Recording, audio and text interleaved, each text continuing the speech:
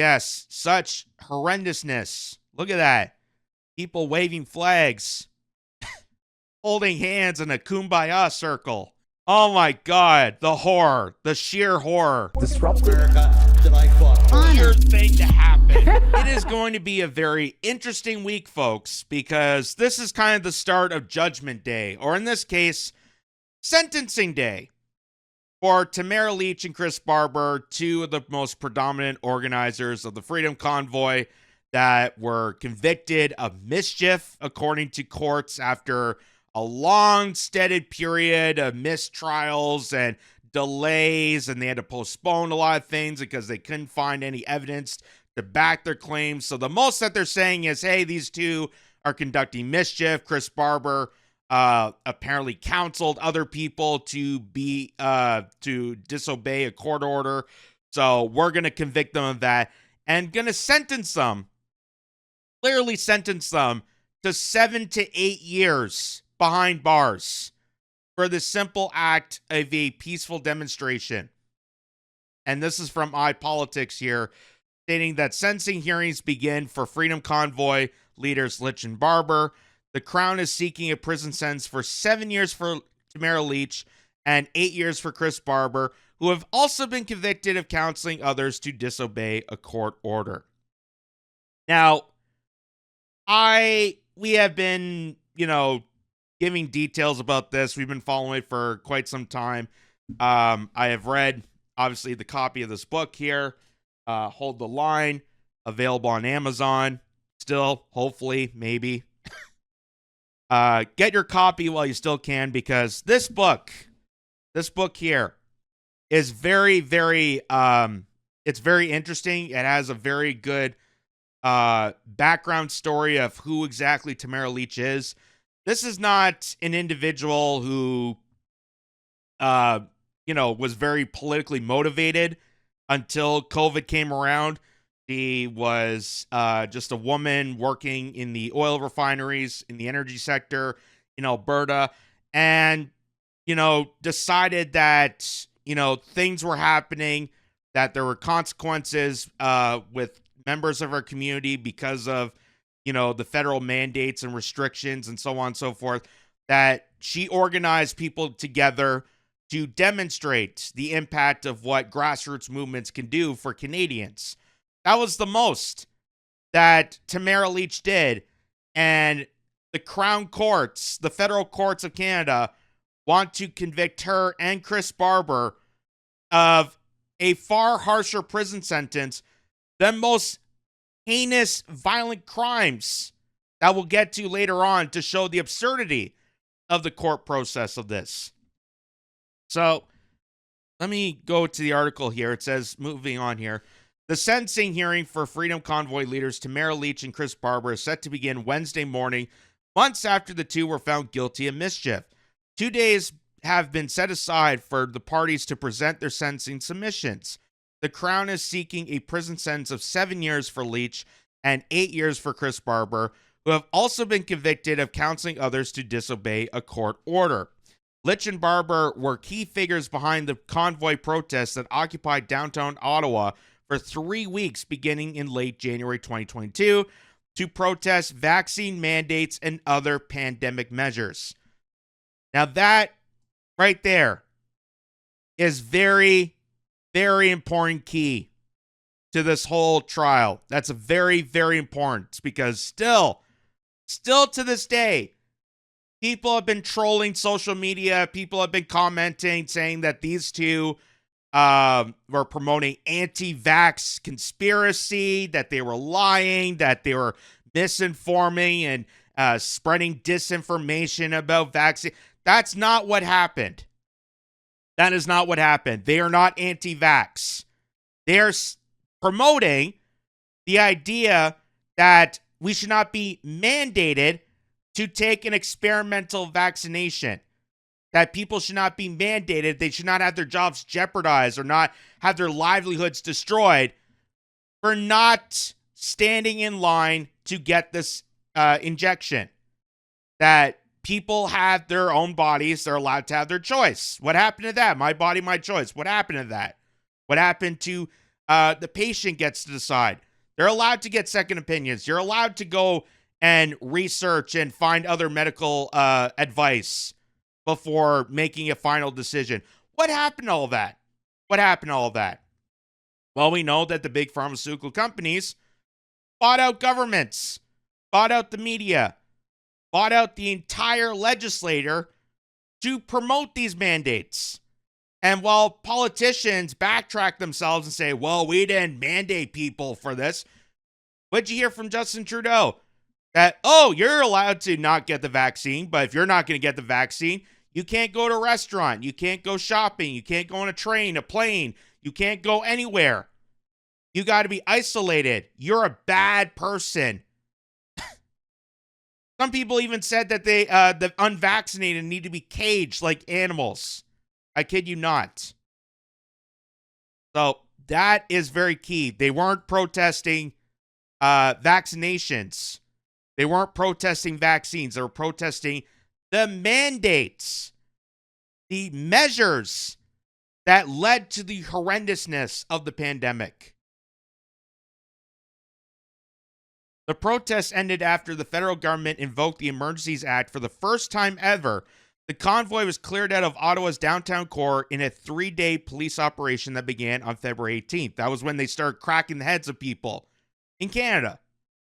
Ontario Court Justice Heather Perkins McVeigh said she found Lich and Barber guilty of mischief because they routinely encouraged people to join or remain at the protest despite knowing the adverse effects it was having on downtown residents and businesses. So this is the argument that people make about this and why they consider Tamara Lich and Chris Barber traitors to the whole country. Is they make the argument of, well, they're disrupting businesses. That people in Ottawa were angry. They blocked traffic. You know, that's the argument that people make. And I laugh at that. I laugh at that because if we were going to use that as an argument for this, shouldn't we be also then arresting people organizing pride marches? Should we be locking up people organizing Santa Claus parades? Should we not be locking up people that have demonstrations of, say, Caribbean Fest that, you know, take up a bunch of streets in Toronto? Should we be locking up people for having blocking the roads for filming a television series or a movie? You know, just this past weekend, I was at a farmer's market that blocked up a portion of an intersection. Do we crack down on those farmers and say, hey, I know you got the permits, but you're blocking city streets. It's hard enough to drive around this town, and now you're blocking this street. It's so ridiculous. It's so ridiculous. And also the fact that we're talking about downtown Ottawa. Downtown Ottawa, a fairly large city. And what's very noticeable about large cities is they have cameras. They have cameras all over the place. So if there was mischief, vandalism, if there were activities going on during this demonstration, they can have evidence to back this claim. They can have all the evidence that they want. Businesses can get their security cameras and bring it to the courts. None of that ever got presented. But they still want to fool people that, oh, they were disruptive. Oh, they were breaking windows and doing this and being an absolute menace to the entire downtown area of Ottawa. I even heard one person saying that they were trying to overthrow the government. I'm like, geez, stop. Stop. Come on. Seriously? They weren't even near the Parliament buildings, for God's sakes. Yeah, they're overthrowing the government by what? Standing outside, freezing their asses off? Give me a break. Barber was also found guilty of counseling others to disobey a court order for telling people to ignore a judge's injunction, directing convoy participants to stop honking their truck horns. Lich was not charged with that offense. On a separate Ottawa-based trial for Pat King, that's another convoy leader, the Crown sought a sentence for 10 years in prison for mischief and disobeying a court order. King was sentenced in February to 3 months of house arrest, 100 hours of community service at a food bank or men's shelter, and a year of probation. He received 9 months credit for time served before his conviction. Conservative leader Pierre Poilievre criticized the Crown's sentencing proposals for Lich and Barber. In a social media post Monday, Poilievre compared the sentencing range to sentences for other crimes and asked, "How is this justice?" While it's quite rare for elected officials to comment directly on sentencing hearings, Poilievre's message was echoed by several other Conservative MPs. Deputy Conservative leader Melissa Lantsman called the Crown's proposed sentence political vengeance, not actual justice. So, as I stated before, that Pierre Poilievre, this is one of his many short fallings that may have cost him a lot of points when it came to the election. This was one of his short fallings because he relatively stayed silent about this. He relatively kept his nose out of discussing Tamara Lich and Chris Barber. Even so, when he was asked about it by a reporter, Poilievre could not care less about the trial. Couldn't care less, didn't want to comment, didn't want to say anything about it because he didn't want to get his nose involved in it. Now that he's speaking about this a little too late, it just shows and highlights that Pierre Poilievre, the only reason that he's even mentioning this, the only reason that he's talking about this is maybe he thinks that it's going to give him some political leverage concerning the fact that he's running the by-election in Alberta. That maybe it's going to win over some Albertans because Tamara Lich is from Alberta. A lot of Albertans were against the mandates and they supported the Freedom Convoy. And a lot of the truckers that participated came from the prairie provinces. So Pierre Poilievre decides, hey, I stayed silent about this to protect my career, but I think now I can market myself for this, so now I'm going to speak out.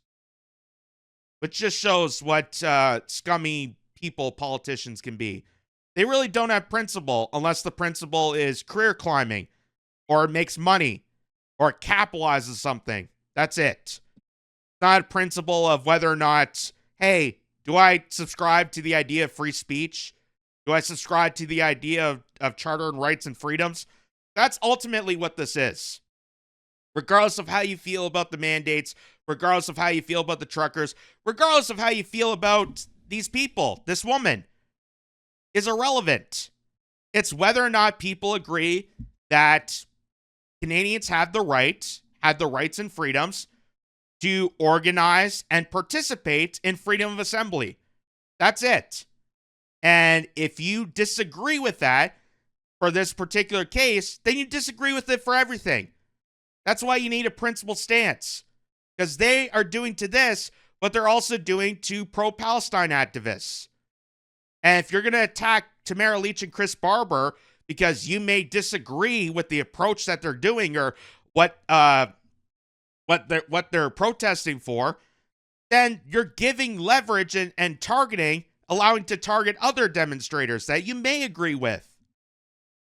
That's what makes this so important.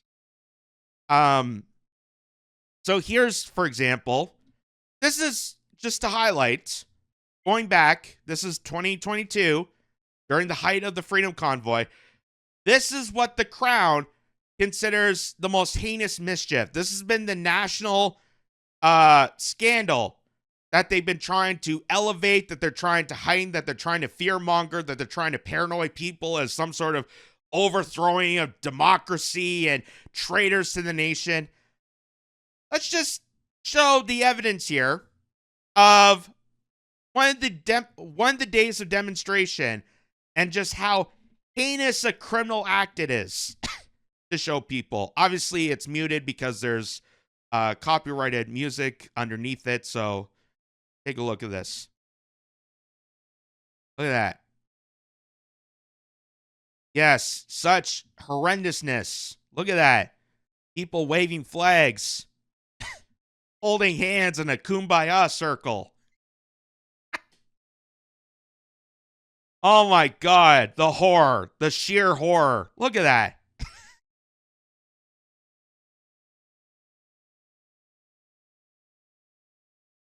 I literally can't believe people think this is like Oh, man. Look at that. They're singing. They're dancing. They're laughing.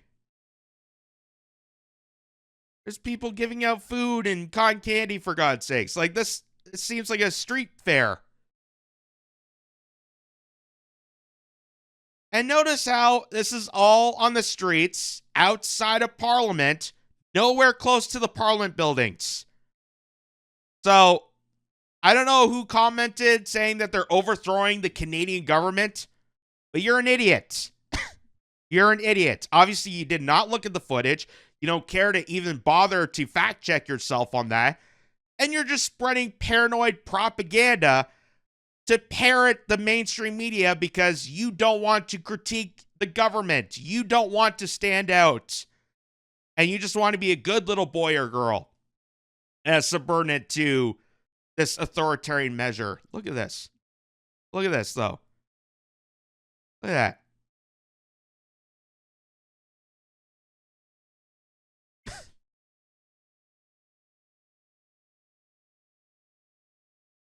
Yep, that is such a horrendous crime. My God, that is worth 7 to 8 years, possibly 10 years of crime. So, here's Pierre Poilievre's message. And again, it's a little too late for him to address this. But he does say it. So, I guess I got to give him half a point for this. He says, let's get this straight. While rampant violent offenders are released hours after their most recent charges, and anti-Semitic rioters vandalize businesses, terrorize daycares, and block traffic without consequences, the Crown wants 7 years prison time for the charge of mischief for Lich and Barber. How is this justice? So, it's good as at least mentioning this. I'm happy for that. But like I said, it's a little too late because they're doing the sentencing right now. Where were you when they were charged? Where were you when they were taken to custody for simply being the organizers to bring Canadians of all walks of life together for that rally? To bring people together to sing Kumbaya on the streets holding Canadian flags. Where were you defending those people? Oh, that's right. You stayed silent. And you kept this going. You kept your tail between your legs and ducked for cover because you knew it was going to affect your career. But now that you're seeking a by-election in Alberta, you think this is going to win brownie points over them because Alberta supports the Freedom Convoy. They don't support Mark Carney. They don't support the Liberal government that put these mandates, but they do support the truckers. So he's hoping to climb the ladder and get brownie points from potential voters by doing this, which shows how scummy it is. And even Viva Fry pointed this out. Viva Fry says, finally, you have spoken out against the insane injustice being inflicted on Tamara Lich and Chris Barber. I won't say too little too late, though I am certain a lot of us are thinking it. It's about damn time. So, the only reason Pierre Poilievre is doing this because I feel like, and this is just my theory, that he thinks this is going to get a boost in voters. That while he's campaigning, while he's doing the by-election, he hopes that he's going to win over Albertans by doing this. By saying, oh, now I'm going to talk about Tamara Lich and Chris Barber as they're going for sentencing. Not when they were convicted, not when they were trying to prosecute them, not the heinous acts of all this injustice and the lackluster trials that they try to put together in last-minute resort. None of that. But now he's going to speak up. Here's Kayla Pollock saying that Tamara Lich and Chris Barber did not just support me, they stood with me when the world looked away. Their friendship and unwavering belief in vaccine-injured Canadians like me has meant more than I could ever express. Through years of pain, truth-telling, and fighting for justice, their loyalty has been a lifeline. I'm proud to call them my friends and prouder still to stand with them. And of course, Kayla Pollock, we all know the story, how horrendous it was that a single healthy mother of Bradford, West Gwillimbury, unfortunately got paralyzed due to COVID, due to the injections, and she has been dealing with this traumatic experience ever since. And the Canadian government just completely threw her and so many other people under the bus, even though they claim that they're doing due diligence with their vaccine injury support system. We know that's a sham. We know that's hollowed out. We know that's a shell organization filled with conglomerates from private equity firms and other lackluster contenders just to make a mockery of all this. So, obviously, Kayla Pollock, one of many that stand strong in solidarity with this. Here's Tamara Lich herself, stating, late yesterday afternoon, I received a copy of the Crown's materials for upcoming sentencing hearing, and I can confirm they are seeking a 7-year prison sentence for me and an additional year for Chris Barber. So there it is there. I'm not going to read through all of it, but I'm just going to read the top where it says, as previously stated, the worst offender, worst offense principle no longer operates as a constraint on the imposition of a maximum sentence and is not something reserved for abstract case involving the worst crime and circumstances. Having said that, this is not an abstract case reflecting the worst case of mischief.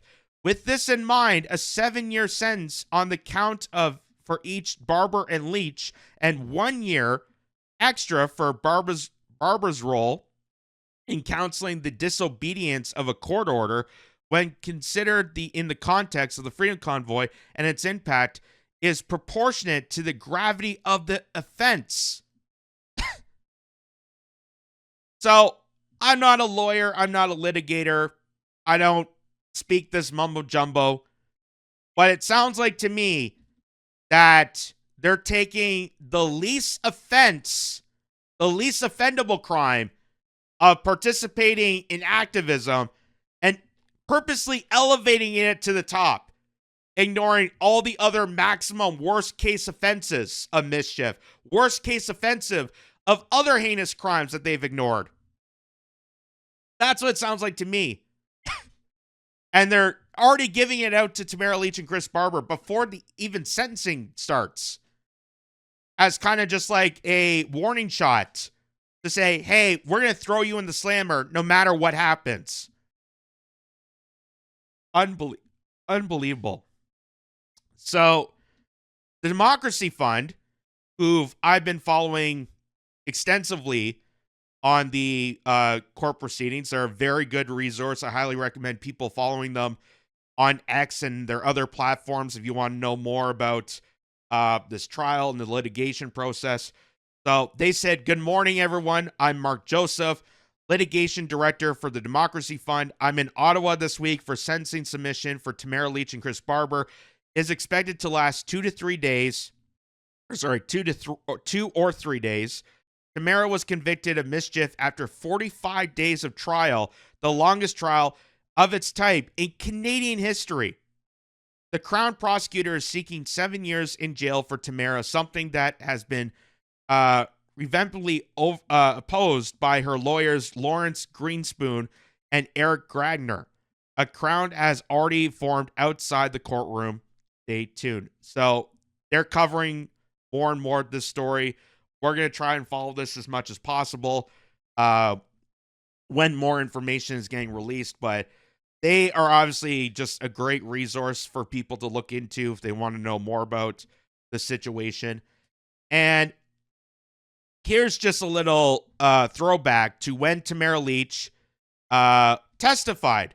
So this is the testimony when she was first convicted, when they first put her in custody, and they had Justin Trudeau, they had Chrystia Freeland, who was the deputy prime minister at the time, also testify. And what we found out was Justin Trudeau and Chrystia Freeland were both lying under oath. They were both lying under oath, and they fabricated the investigation. They done perjury. They done everything in their possible minds to enact and defend themselves for restricting the truckers and restricting people participating in the Freedom Convoy. Even if they weren't at the Freedom Convoy, they locked their bank accounts using the Emergency Powers Act. And now, they're now extending those powers and introducing them into digital currency, making it more possible for the government to restrict people's bank accounts at whim. So let it be known that this is not entirely just about COVID, that this is not just about the mandates. This is about how in 2020 and moving forward, they are in lockstep to purposely perpetrate and bring on more and more fascist ideology with digital currency, CBDCs, the locking out of bank accounts, and more mandates to come through this. But here's what Tamara Lich, this is what they consider heinous offense. This is what they consider the most heinous mischief that it caused the longest trials in Canadian history. Listen to this. Because I was seeing families torn apart. The suicides in my hometown were so numerous that they stopped reporting them.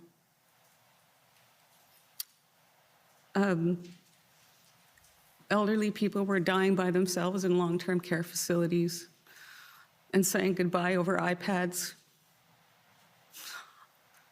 My grandma is 94 years old, and she was locked in her little apartment by herself for 2 years.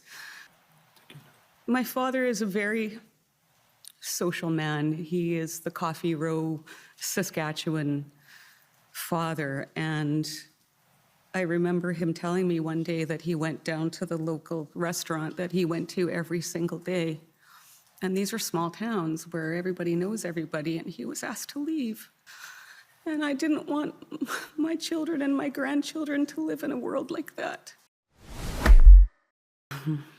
So just keep that in mind, that the Crown, the court justices, the federal legislation of this country wants to prosecute a woman like her for the simple act of bringing Canadians together for an important issue and completely ignoring the scientific outcomes of all these lockdowns. It has been proven.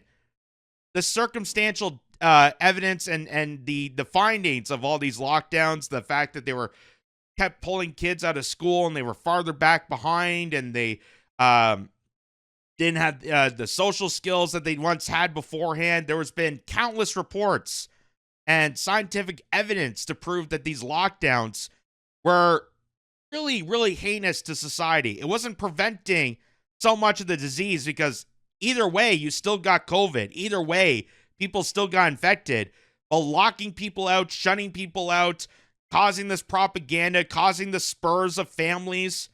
They're starting to yell at each other. There's still people that won't talk to each other over COVID.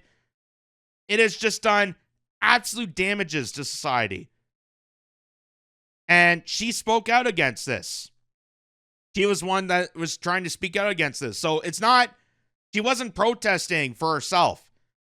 She was protesting for the country. She was protesting for children, for people in her community.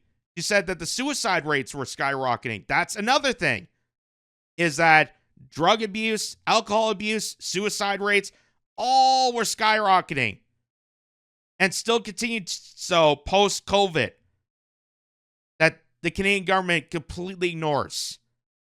So that's why she did what she did. She wasn't political before. This is not a person that's climbing the career ladder as most politicians would. This is an individual that thought that enough was enough and wanted to gather people together to raise concern and bring a nation together in a healing moment, to be concerned about these mandates, to be concerned about the frequent lockdowns that we know have been proving damaging to society. That's why they find her so heinous that they had to amplify a mischief charge and sentence her to a maximum sentence far greater than most violent convicts. And this is why I want to show some of this, just to show you how backwards, how crazy, how insidious the court system is in the country. that while they're concerned about Tamara Lich and Chris Barber and put everything but the kitchen sink to try to prosecute these two, stuff like this continues on. So, accused Windsor killer charged again with bail release violations. So, a guy who was convicted of murder got charged again. And they let him go. He got charged again, and now he's seeking prosecution again. A guy convicted of murder. Here's another one. A man convicted of sexually assaulting child was on probation for the same crime. So you have murder, you have sexual assault of a minor, but those are allowed to be catched and released and not dealt with properly as compared to two individuals that brought Canada together. Isn't that just hilarious? How about this? This is national headlines. Canada has approved entry for more than 17,600 people with a criminal record in the last decade.